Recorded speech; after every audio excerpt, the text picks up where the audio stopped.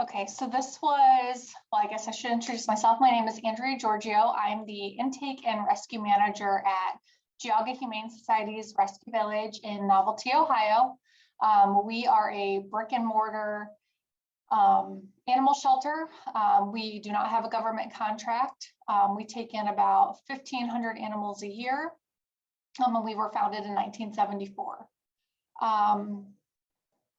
During the onset of COVID, we started, being a part of HOS meetings. We kept hearing safety net fostering, we're going to have a housing crisis. And at the time, I was running our foster program. And I was like, there's got to be a way that we can help. How can we help our community?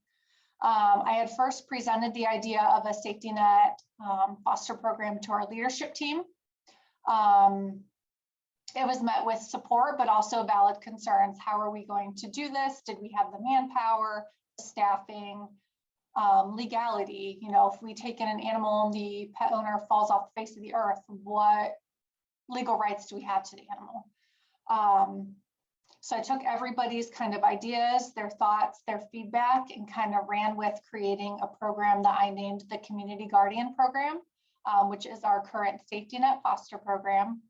This program was launched almost a year ago. We launched February 27th of 2021.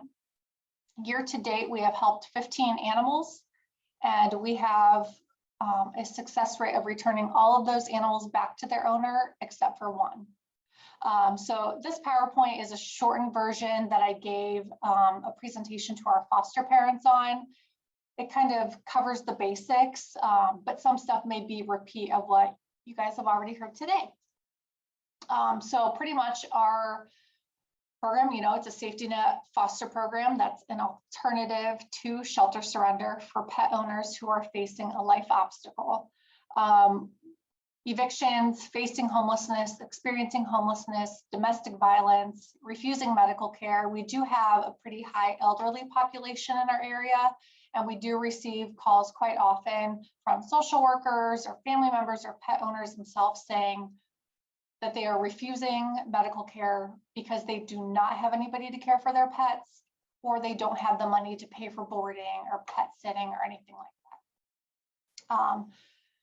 So when putting this program together, I started off with making a program agreement that a pet owner would need to sign, in addition to a foster parent agreement, something that was going to be separate from the agreement that they already sign, because there are nuances to this program. You are fostering somebody's owned pet. So as I put those together, we are fortunate enough that we do have legal counsel here at our shelter. They were reviewed by our lawyer and approved, and we were able to go through with using those documents for, pet owner agreement and foster agreements. I kind of already touched the why we do this program. So quick facts about our program. Because we are so small, our shelter is small, our staffing is small, our foster base is smaller than larger organizations. We started the program off with accommodating up to 5 pets would be our max for the program. We were offering a 30-day timeline for owners with the potential for that to be extended up to 30 days, knowing that most safety net programs we had looked into were operating at a 60, 90-day timeline. When this program launched, that 30-day timeline pretty much went out the window, and I was letting pet owners have their 60 to 90 days. Some of our longer stay pets in the program were up to 120 days. We had the foster willing to keep the animal, which was the main reason why we could offer those extensions, because in order to accept the animal into the program, we have to have a foster available. So as long as the foster was willing to keep the animal, I was willing to let the program continue, because the goal is to keep the pet and the owner together. So question, so basically your pilot was 5 pets at a time and 30 days. And then once you got going, you realized that it could be easily extended in certain ways. Yes, and yeah, actually the pilot started out as we were only going to do this within Geauga County, the county that we serve. but the first request that came through was out of our county. And I was like, you know what? We're going to do it. Like, I can't turn the first person away just because they weren't in our county. So the program takes from anywhere.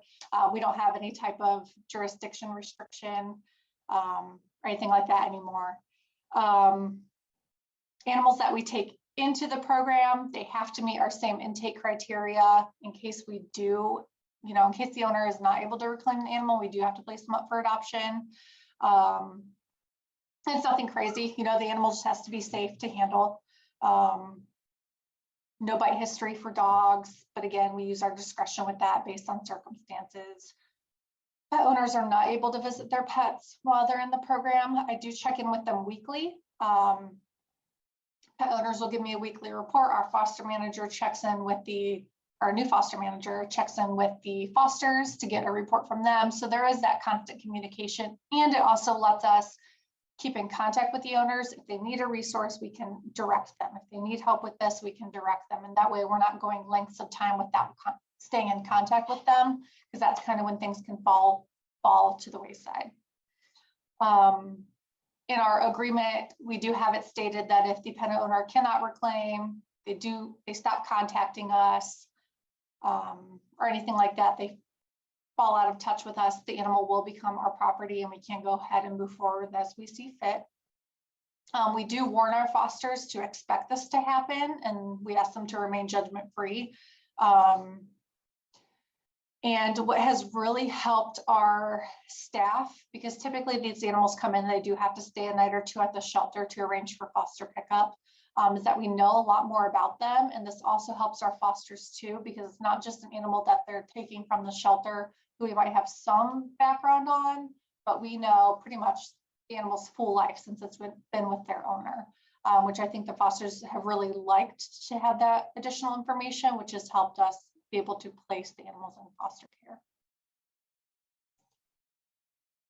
For pet owners to receive help from our program, we do have a request form that they fill out online. This gives us their information, why they need to use the program. They're also able to say that they are not comfortable saying why they need the program on the form, and that's a conversation we can have on the phone. They are allowed to have assistance from an advocate. We see this a lot of times with domestic violence situations.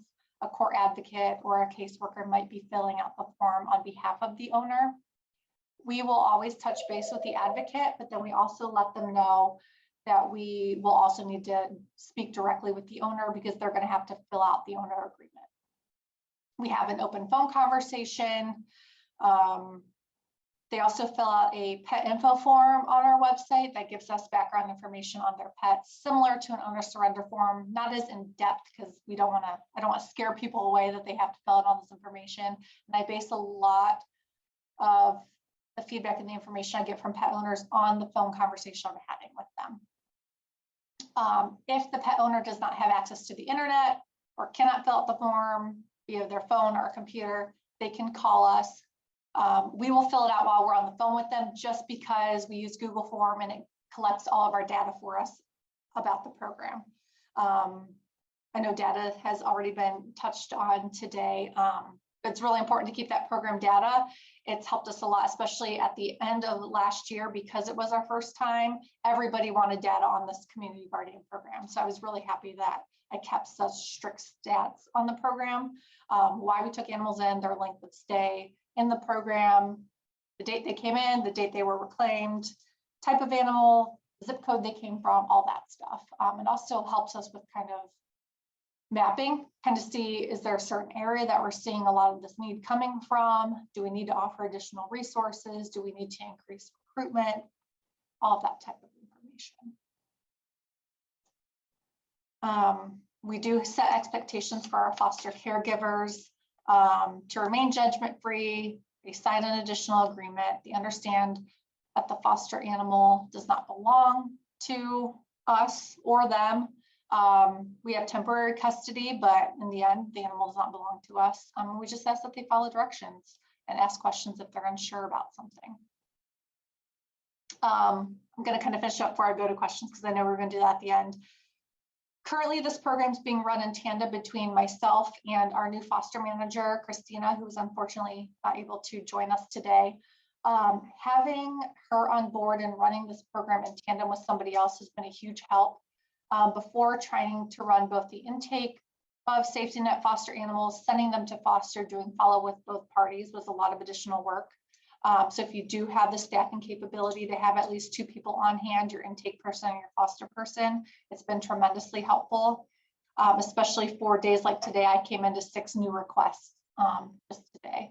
So as our program begins to take off, we also are now kind of evaluating the recruitment that we need to do. We definitely do not have the foster base that we need now that the program is kind of getting out there. Word of mouth is spreading a lot between vet clinics, social service agencies.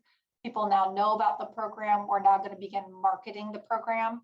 During its first year, we were a little hesitant because it was just one person running that program, and we did not know kind of what need we were going to see, and we wanted to be able to sustain the program. So we kind of thought strategically about how we were going to launch that first year. Now going into the second year, I think we're going to pick up a lot more now that we have proper staffing on board, and we have definitely seen an increased need the past couple months. I think that's it. I do have documents I can share. Kelly, I'll send those to you. That'd be great. Our agreements, our pet owner info forms, and all that stuff. Awesome. Thank you so much.